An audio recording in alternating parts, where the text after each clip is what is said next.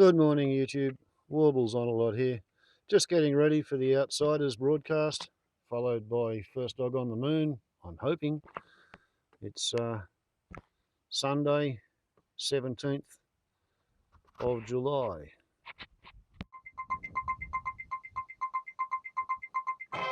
Time now for Outsiders. I'm Barry Cassidy, and you're not. Thank you, Barry. That's right. Time now for Outsiders. Joining me today are Dr. Lauren Roseborn, political scientist at Melbourne University, a writer and social researcher, Fatma Measham, a columnist, and Georgina Downer, who's on the administrative committee of the Victorian Liberal Party. And you may also know her as the daughter of former Foreign Affairs Minister Alexander Downer. Hello to you all. Thank you for being here. Let's start with Nice. And something about the killer that gets often overlooked in some of these cases. We don't know yet whether Mohammed Luhej Boulel, who killed over 80 people, was motivated by ISIS.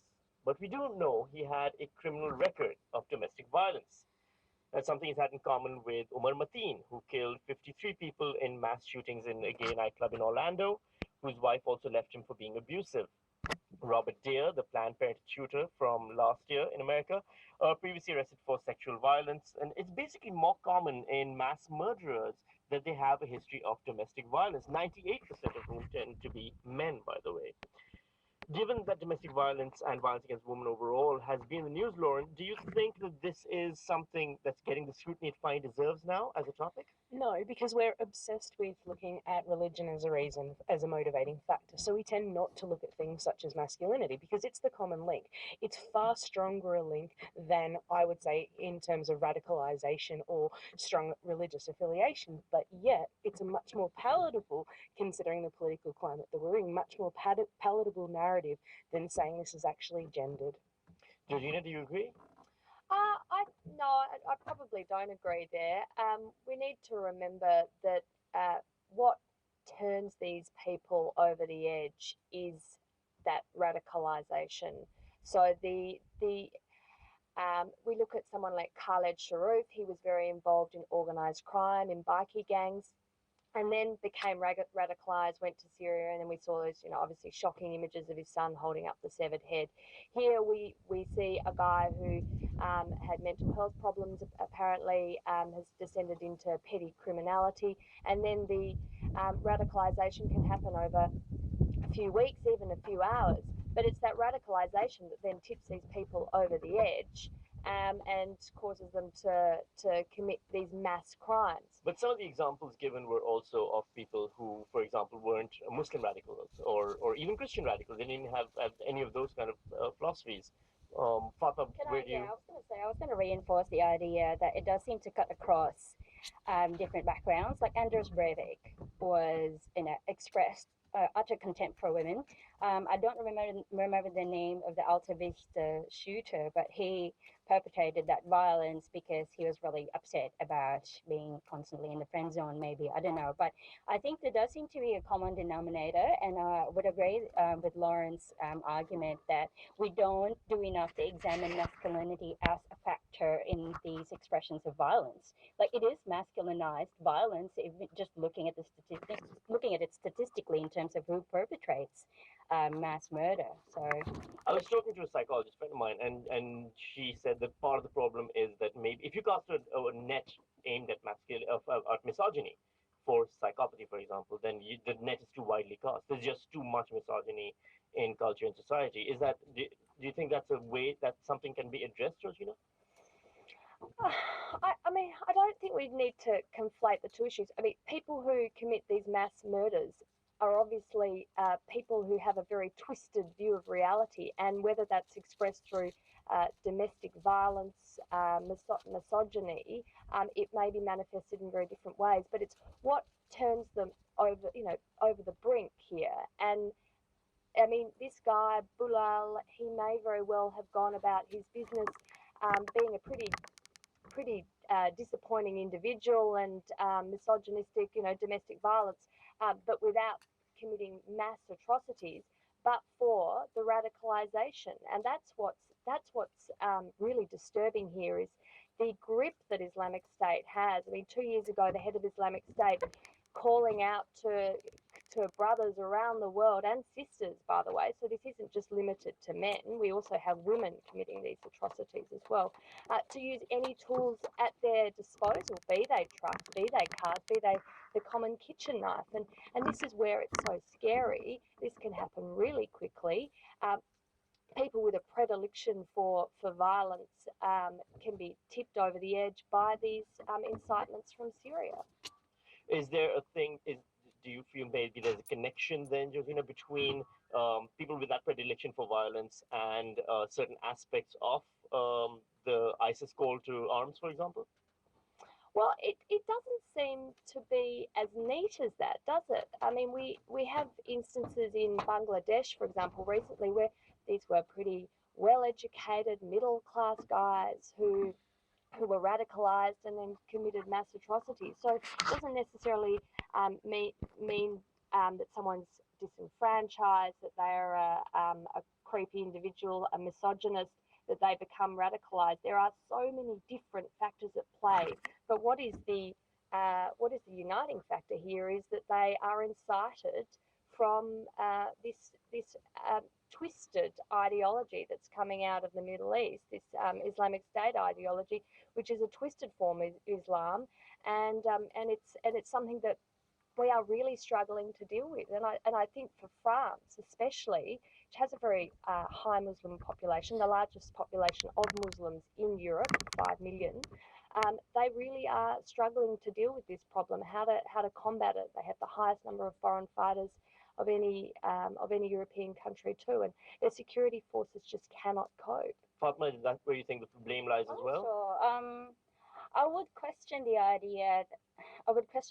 That it is purely exclusively religious motives. Like, we can talk about ISIS, we can talk about Islam, but it seems to be the case that some of these guys have very cosmetic sort of, it's almost this veneer that's cast, like they cast it over their actions, but the media also applies that patina over their actions. But I just don't think that that's entirely true, because if you look at the bombings in Baghdad, in Medina, in I think it was in Ankara. I mean, these atrocities happened during Ramadan, and the victims were largely Muslim. So, like, for me, like, to then say that these mass murderers are doing it for religious reasons against their own fellow Muslims during one of the holiest periods of the Muslim calendar, that's not. But I think that kind of gets away from the area which we're trying to focus in on, which is the more direct link between, say, misogynistic attitudes and so on and so forth. Lauren, I saw you shaking your head not vigorously. If you look at Orlando, for example, I think that's a really good example of someone who potentially had latent homosexuality, but also who had high-level homophobia. We insert an ISIS narrative into this as though that helps us understand it. Well, but that ISIS inserts that narrative itself, doesn't it? Sure, but they'll claim credit for anything. This idea that it's somehow a top-down structure where we're telling people, they're willing to claim responsibility and to call these men our soldiers. These men are invariably mentally disturbed. We know this. They're going to, they're going to clutch onto a narrative that makes their acts look as though they're heroic, as opposed to a breakdown in mental health. And I think the media buys into this because this has a ready-made narrative. Sunrise will stop, a coverage of every other story and run 3 hours of coverage about Nice, probing Islam as an angle, as opposed to all the other factors that also tip men over the edge in our culture. Although, but to play the devil's advocate there, you can't not run 3 hours of coverage about Nice because it was such a huge story when it happened. And so to not give it the kind of attention it deserves as a breaking news story, that would be bizarre, wouldn't it? There is, though, did the same attention go to Turkey, for example, yesterday with a higher death toll? I think this is something that we are a culture that disproportionately gets off, and I do actually use that in a sort of a voyeuristic, sexualized sense, this type of story where we're almost ravenous for it as an audience. And I think there's this very easy good and evil narrative that goes through coverage of these stories. So you're not going to get back to you on that? Well, I actually think there was a lot of coverage of Turkey yesterday, but why do we focus very much on atrocities like that happened in Nice? Because it is so very close to home. It could happen here. A lot of us have been to Nice. There were Australians in Nice. It's something that it really resonates with us in a terribly tragic and dark way. I just would pick up though on one of Lauren's points. I what happened in Orlando, what's been happening over the past few years. This is about what I keep repeating this. What tips people over the edge? I mean, Tips men over the edge. the guy in Orlando. Well, and he was actually accompanied by his wife, by the way. Which one? So in Orlando. Well, to be fair, That's just a lot more complicated than saying he was Yeah. accompanied by. because the first wife left him for domestic abuse reasons, and then the second wife, there's debate on whether or not she was a willing accomplice. So, I mean, I'm just saying to get the facts out there correctly. Yeah, fine. My point is that these people might very well continue on with their lives, but for that moment of radicalization that then incites them to do something horrifically atrocious, like we've just seen 2 days ago, and we've seen countless times every 2 months in France. Someone is committing a man is committing an atrocity. I think we were talking about gender to begin with, and you can't neutralize this as though it's a gender neutral issue. It's not. It's men committing crimes. Well, Fatma, just to kind of wrap this up with you really quickly, is there that Manchurian Candidate kind of element to this where they hear the radicalizing switch and that happens, or is there a longer pattern of behavior to be blamed?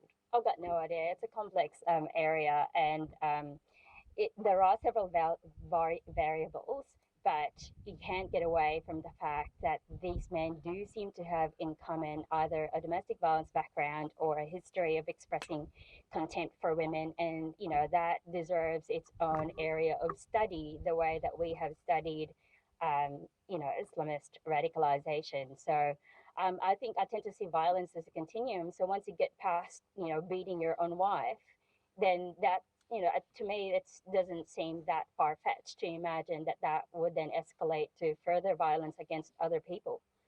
All right, let's move on from there now to local politics, or domestic politics, if you will. There are internal divisions within the Liberal Party, as evidenced by a not very happy Eric Abetz this week. If we can call it a victory, having declared victory 2 weeks out and having been promised a strong election campaign, having just fallen over the line, I think it might be wise for the leadership team to listen to some of us backbenchers. Georgina, what does this tell us? Well, it's a view expressed by a backbencher, and he's entitled to that view. But ultimately, all the major political parties do have a variety of opinions, and most of the time, the arguments are fought in the party room, which is the appropriate place to have policy debates. But the Liberal Party is at its best when the small L Liberals and the Conservatives, their concerns are both heard and their views both reflected in cabinet, and I think that's the case at the moment. And look, my view of the election result is a win is a win. The coalition was returned, which I think is a great result, and Malcolm Turnbull and his cabinet will proceed to prosecute their mandate through the parliament, and that's a good thing for the country. Lauren, I've been in Australia now for 4.5 years, and in that time, in my experience, from what I've learned, is the backbench grumbling becomes front bench stabbing very quickly. Is Malcolm Turnbull in trouble? Should he be wearing a body armor? The issue here is, I think we're now in a culture where leadership swaps are quite common, and I think part of this, the media loves this because Australian politics often doesn't have, it has a lot of complicated stories to report. A leadership challenge isn't a complicated story to report. So I think we need to be mindful. The media love stirring this up. They love this constant speculation of will there be a challenge, to the point then... You're just making me part of the problem now, basically. Yeah, we're all part of the problem, but constantly talking about it actually makes it real in some cases. I wouldn't be surprised if there was a challenge to Malcolm Turnbull, but that's also because that's now sport in Australia. Fatma, where do you stand on the stability? I don't envy Turnbull's position at the moment because... Okay, we're coming up on the upload limit. Back soon with a new movie.